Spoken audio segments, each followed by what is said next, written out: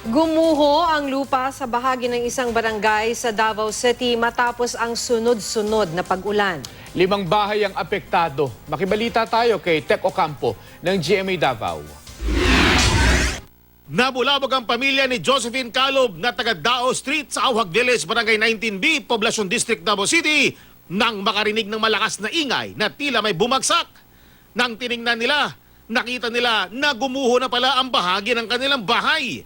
Lumambot daw ang lupa sa lugar matapos ang sunod-sunod na pag-ulan. Di ba continuous naman yung ulan niya. Ano rin, unaware, nandun lang kami lahat sa sala, tapos may narinig na lang kami na parang mga pinggan na nag-aanuhan siya. Yung nahuhulog na nababasa, ganyan yung pakiramdam namin. Tapos, pagtingin namin ganyan, wala na siya. So, takbungan na kami. Inabandona na lang nila ang 2 kwarto na nakitaan ng mga bitak.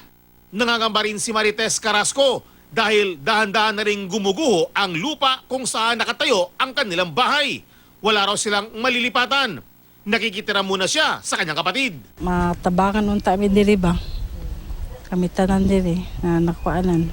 Hindi raw ito ang unang beses na nagkaroon ng pagguho ng lupa sa lugar. Dati na raw pinagsabihan ng mga opisyal ng barangay ang mga nakatira sa gilid ng sapa na lumipat na dahil delikado roon. Tinatayang 5 bahay ang apektado sa pagguho ng lupa. Pila ka tuig naman tong advice sa ilahang mangita og luna, nga nahitabo naman gyud aning panahon na. Siguro mudangop siguro ta ni sa hingtungdan sa syudad. Wala pang reaksyon ng Mines and Geosciences Bureau at ang Davao City Government kaugnay nito. Tec Ocampo, Nagbabalita, Pilipinas.